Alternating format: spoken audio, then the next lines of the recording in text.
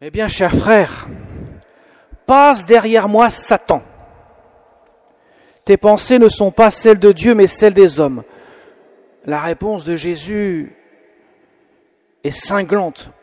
On peut être surpris parce que quelques instants avant, Jésus lui a dit « Ce n'est pas la chair et le sang qui t'ont révélé cela », lorsque Pierre avait dit « Tu es le Messie, le Fils du Dieu vivant ». Et voilà que maintenant, lorsqu'il dit à Jésus « Mais non, cela ne t'arrivera pas, tu n'auras pas la passion, tu ne connaîtras pas la mort.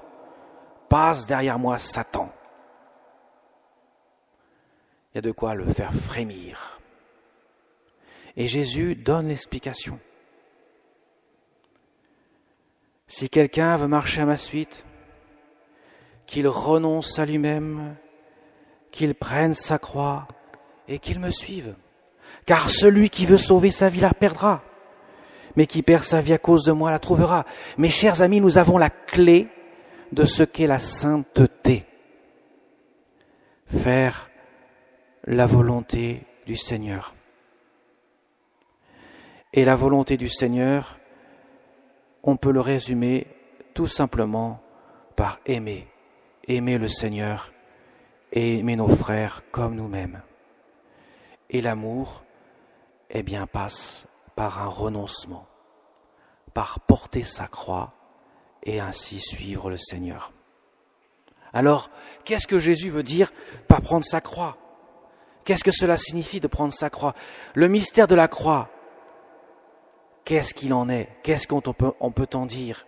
La croix, c'est la révélation de l'amour du bon Dieu, qui s'est fait homme, qui a pris tous nos péchés sur lui, pour nous rendre justes devant le Père. Et cela, il a fait par pur amour. Il n'avait aucune obligation de nous aimer. Dieu est parfait en lui-même. Donc, l'homme ne lui apporte aucun bonheur supplémentaire. Nous, quand nous aimons quelqu'un, en général, nous attendons le retour. Nous avons intérêt, en quelque sorte, à aimer. Nous ne sommes pas la source de notre propre amour. Et cela nous rend heureux d'aimer quelqu'un qui nous aime en retour. Mais mes chers amis, le bon Dieu, lui, il aime gratuitement, gracieusement. Il n'aime pas parce qu'il a intérêt à aimer, parce qu'il est parfaitement heureux en lui-même. Son amour n'est que le débordement de son cœur. C'est un amour absolument gratuit. C'est l'amour de charité. On appelle ça l'agapé. Un amour qui aime par effusion d'amour en lui-même. Il n'a pas besoin du retour de l'amour des hommes pour être parfaitement heureux. Non pas qu'il le néglige pour rien, mais en lui-même, il est parfaitement heureux. Il est l'amour qui jaillit à profusion, éternellement, dans l'infini même de son être. Donc, quand il prend tous nos péchés pour les engloutir dans sa propre mort, une mort qui est la conséquence d'un amour qui va jusqu'au bout. Ma vie, nul ne la prend, Jésus dit dans l'Évangile, c'est moi qui la donne. L'amour est le résultat de ce qu'il est en lui-même. On peut dire que quelqu'un aime, il a une qualité d'aimer, mais Jésus, l'amour même en Jésus, en Dieu, est son être même. Il n'y a pas de différence entre l'amour de ce qu'il est en lui-même en tant que tel. Toutes les perfections divines sont l'égale de lui-même. On peut dire que quelqu'un est gentil ou quelqu'un est méchant.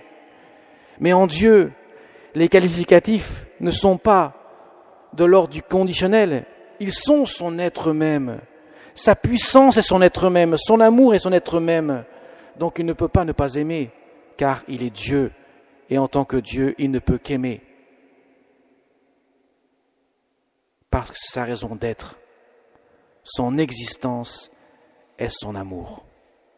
Alors mes chers amis, Jésus a pris tout cela sur la croix.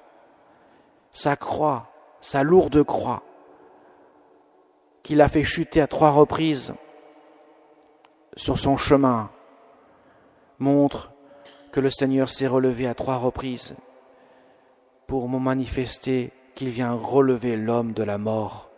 C'est le 3e jour, le jour de Pâques, qu'il est ressuscité et qu'il a relevé l'homme, qu'il a remis debout, en lui donnant la promesse de la résurrection d'entre les morts. C'est ça la croix. Ça veut dire que la croix consiste en nous à renoncer à notre volonté pour faire celle de Dieu, de telle sorte que la volonté de Dieu devienne notre volonté. Mais on ne peut pas dire à Dieu, Seigneur, d'abord ma volonté et après la tienne. On va essayer de les conjuguer ensemble. Non. Dieu nous dit, cherche ma volonté et tu découvriras ainsi que la tienne peut s'ajuster à la mienne. Et tu découvriras ainsi que tu es fait pour ce pourquoi je t'ai créé et je t'ai sauvé. Mes chers amis, faire la volonté de Dieu, c'est reconnaître que Dieu sait mieux que nous-mêmes ce qui est bien pour nous. Rouspéter contre Dieu et s'y maintenir, c'est rabaisser Dieu là où il n'est pas. C'est penser que moi, je suis ma propre source d'existence. Et on retombe dans le péché originel. Dieu est parfait. Sa perfection nous conduit à l'accueillir parce qu'il nous aime. Dieu aurait pu très bien se passer des hommes. Dieu aurait pu très bien renoncer à la création de l'homme puisqu'il savait qu'il serait un jour pécheur. Dieu aurait pu très bien renoncer à la création de l'homme parce qu'il savait qu'un jour, il devrait donner sa vie sur la croix. Tout cela, bien sûr, il le sait de toute éternité, évidemment. Mais Dieu a accepté ce sacrifice par amour pour nous. Et quand il dit à Pierre, arrière Satan, c'est qu'il dit à Pierre, tu veux m'empêcher d'accomplir ce pourquoi je suis venu. Je veux donner ma vie pour te sauver, toi, de la mort, certaine, à cause de tes péchés. Je veux te sauver et tu voudrais m'empêcher de te sauver. Mon amour est plus grand que ta pensée. Voilà pourquoi Jésus dit cela à Pierre, pour nous inviter à accueillir l'amour devant lequel nous serons toujours redevables, devant lequel nous ne pouvons que dire un immense merci, une immense action de grâce. Dans quelques instants, le Seigneur va être présent sur l'autel. Ceci est mon corps livré pour vous, ceci est mon sang versé pour vous. Et nous allons l'accueillir humblement, sachant que nous ne méritons pas, bien sûr, de l'accueillir. Personne n'est digne de Dieu. C'est lui qui nous a rendus justes devant le Père, pour que nous puissions laisser vivre le Christ en nous. Mes chers amis,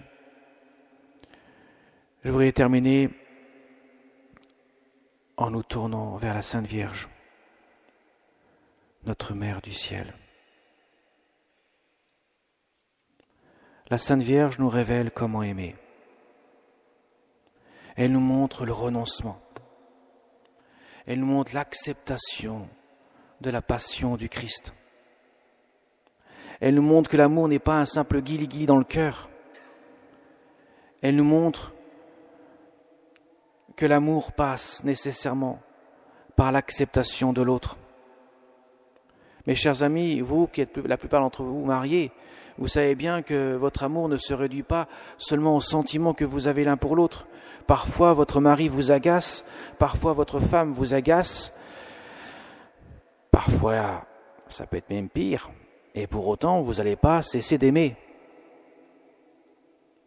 Vous savez bien que l'amour passe parfois par des renoncements. De même, un enfant peut vous causer beaucoup de soucis. Et pourtant, vous l'aimez de tout votre cœur. Vous n'allez pas cesser d'aimer parce que cela vous coûte, parce que cela demande du renoncement.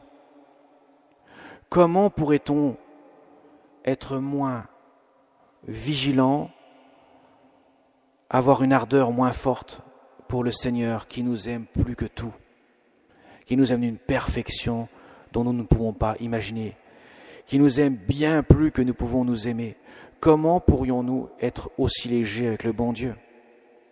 Voilà pourquoi Jésus nous invite, à travers sa maman, la Vierge Marie, elle qui est non seulement l'image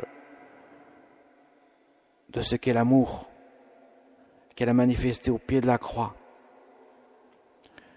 mais aussi elle est celle qui intercède pour nous, une maman qui nous aime et qui veut nous conduire à Jésus. Il faut lui demander son aide. Nous avons besoin d'une maman pour nous conduire à Jésus, même si notre maman de chair a ses imperfections, même si elle n'a pas été toujours à la hauteur de ce que nous aurions pu espérer, peut-être pour certains d'entre vous. Mais la Sainte Vierge, elle nous aime, non seulement parce qu'elle est parfaite, elle n'a pas le moindre péché en elle, mais parce que c'est la volonté de Dieu. Femme, voici ton fils. Et pour elle, rien, absolument rien, aucun ressentiment, aucun ressenti ne pourrait corrompre en elle le désir de faire la volonté de Dieu. Amen.